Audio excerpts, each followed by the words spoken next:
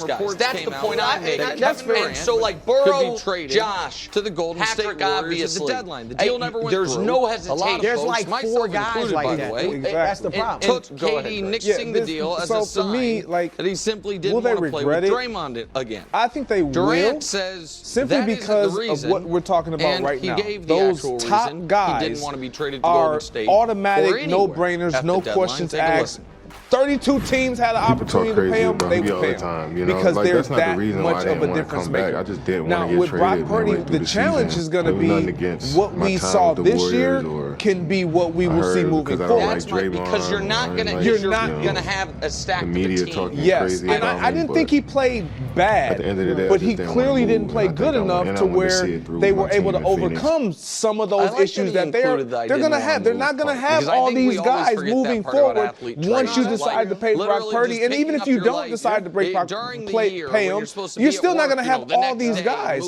And he was inserted into a situation where they were a stacked team, defensively and offensively, and so all he had to do was just be steady and not turn the ball over. And now you're asking a player that wasn't asked to do so much to do much more. Don't you think he did a lot with Philip? I mean, like I said, didn't. No. So if 2 years ago, like you said, he just had to be steady for him. I mean, he led them to that years ago over Detroit, right, and then Green Bay. Like he did more than just be steady. Like Jimmy G was steady for the most part. Brock actually made some things happen on his own. And in fairness to Brock Purdy, to say that he hasn't dealt with any adversity, he's Mr. Irrelevant, and he figures out a way to become the starter. And then the way he figured out to become the starter was everyone got hurt in front of him. He didn't figure it out. But Trey Lance was there, and he was the third overall draft pick, and he overcame that. And to say that you can insert anybody into it, they obviously wanted to make Trey Lance work. That would, I mean, about as embarrassing as you can get from a draft perspective. And so he was able to overcome that. And if Trevor Lawrence had the career that Brock Purdy's had so far, we'd be talking about Trevor in a totally different light. And what I'll say is that Kyle Shanahan has the best position to evaluate whether or not Brock Purdy is the answer. And if we can pull up this graphic here, so now he's been coaching quarterbacks or an offensive coordinator for a long time. Look at the volume of quarterbacks that he spent time with, okay? Some have gone to Pro Bowls, some have been the MVPs, and it's high draft picks, it's free agents, it's across the board. So he's seen a range of guys work within his system. So if he believes that Brock Purdy can continue to elevate, then organizationally, you go ahead and pay him. And this is what I'm going to say, too. He may not believe he deserves the highest end money, but unfortunately, in this world, you have to pay what the market is. And so you may overpay for a guy that you feel should be a little bit less, but that's just the world we live in, and that's the reality. But no one's in a better position than he is to say whether or not this guy is the future. Is there a way to pull up coach's graphic again? He is viewed as the savior. Because I think that is he's not viewed as hopping on the bandwagon again. Because so if there are a few guys on this list that are just not starters, right? Mullins, Hoyer, Beathard, Trey Lance, who would, at this point, but he was a top pick. No, get to Darnold. But Mullins, Hoyer, Beathard were not starters in this league, right? And I really think had he gone there, all of the guys who were starters that Shanahan got a full season this would have from been his best it was the best football just like we ever saw them play, and they weren't able to recreate. So I think he missed that is part. So Jimmy G, you know what I mean? Now we saw Jimmy G before and after. Purdy, it's unfair because we've only seen him with him, right?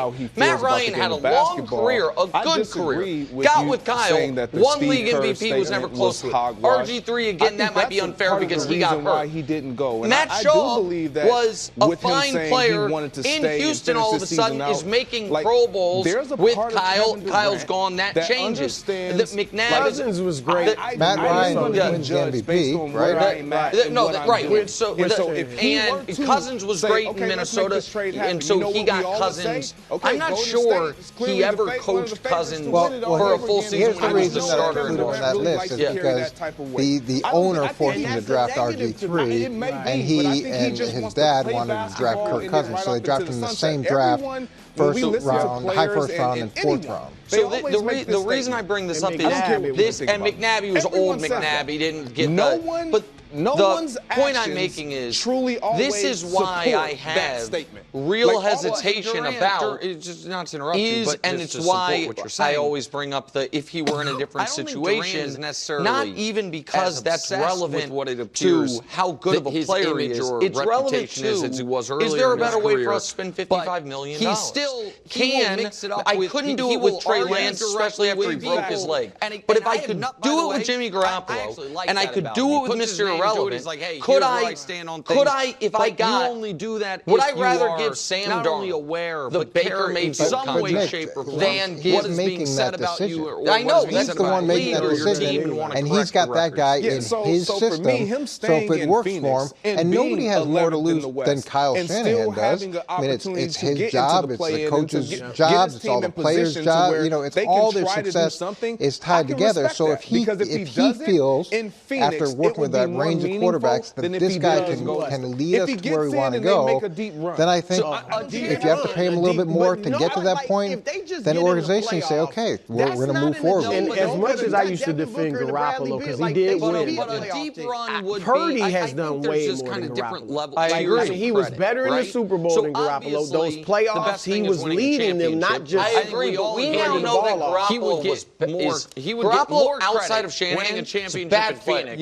So my point is, we didn't see him before Shanahan.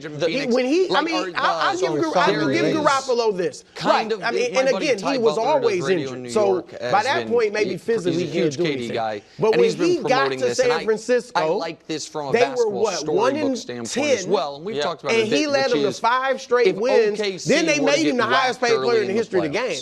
And then he led them to, you know, some great success. And that was the start, that was the start of the New England Patriots. Remember the Bill wanted, I mean, Brady. Same thing, and that would be the story. That's where he started. I really am fascinated with what Kyle ends up doing. Because I don't know that Kyle thinks I know that he wanted a force multiplier at quarterback. That's why they traded 3 first-round picks for a player they thought could. Obviously, Trey Lance is not that player. Because he was way wrong on that. But the thought process tells us he thinks there's another level this offense can be unlocked by if you have that guy at quarterback. If they pay Brock, they're saying he thinks that it can be that guy, which is, again, Mike McDaniel's protege. I said it. I've been grading him on a curve because I think Tua is a limited player. Once they pay Tua, it's like, no, you signed up for this. You're treating him like a superstar. You now are held to superstar standards. I wonder if that's what's going to happen with Brock. I think my decision. Looking forward to seeing what we're going to do with Sam. JJ's going to have his opportunity. I'm always confident in myself. Don't matter who's going to be throwing the ball. I'm going to make a play for sure.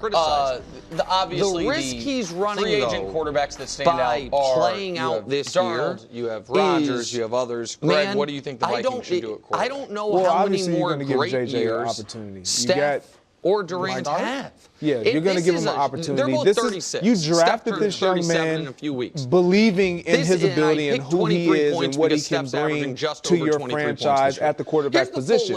He can run outside the pocket. He can extend plays. He can make every throw that you want him to make. I'm a big Michigan fan. I'm with you. We didn't see that at Michigan with Jim Harbaugh in the style of offense that he plays. But with what we were able to see with Sam Darnold, which similar to Malone, you doubted, you doubted, and Wilds doubted for a period of time as well, and everybody waited for him to turn pumpkin. The fact that, why would I not believe that he can do the same thing with a young, more talented, with more ability, J.J. McCarthy, if he's healthy? If he's healthy, absolutely, we're going to see J.J. McCarthy moving forward with the Minnesota Vikings. The point that I'm making is, what I read recently is that McCarthy's on track to be playing in OTAs. You know what I mean? A year and as much as it's disappointing that he got hurt, there is still a big difference between your first year and your second year, and we lose track of that as on the outside looking in. Whether it's getting used to the playbook, the coaches, the town, the process of playing pro football. He's had a year to do all that. Now, he didn't get the same level of field work, but at least he's adjusted to pro football. Now he's going to be back healthy. Organizationally, you want him to be successful. Now, after him, and Sam Darnold said a lot of great things about what they were able to do to unlock his potential. So I would imagine that with McCarthy, you have that same opportunity to turn him into something potentially special successful. So organizations say the priority should be McCarthy, and then you get somebody, if that doesn't work out the way you want, that can hopefully put you in position to win games. So you guys are letting Darnold that was walk. going to completely change the landscape of how we look at Kevin Durant. I think I'm franchising him or offering him top 10. He's a top 5 player now. A 2-year deal with the second year is like a team won. option or something. Like I'm not paying him huge money, but maybe franchise him and then let them fight it out. And maybe McCarthy's not ready. You know, I'm not sure. You don't think his end of season was it was bad. It definitely put a sour taste, but he went from essentially nothing for going to last year, a very good season. You might be thinking maybe he can now take that next step and start playing with the pressure and stuff. And maybe McCarthy beats him out. That's why I only want to do a 1-year deal franchise tag. But I just feel like I'm not ready to just hand it to J.J. McCarthy and say now the franchise. This is where I'm going to lean on what Coach said about Kyle Shanahan in the last time. Like, you know, there'd be a lot of that, so I understand. Like, KO has the best seat understanding what he's dealing with. Kevin O'Connor. Let's move on. He's seen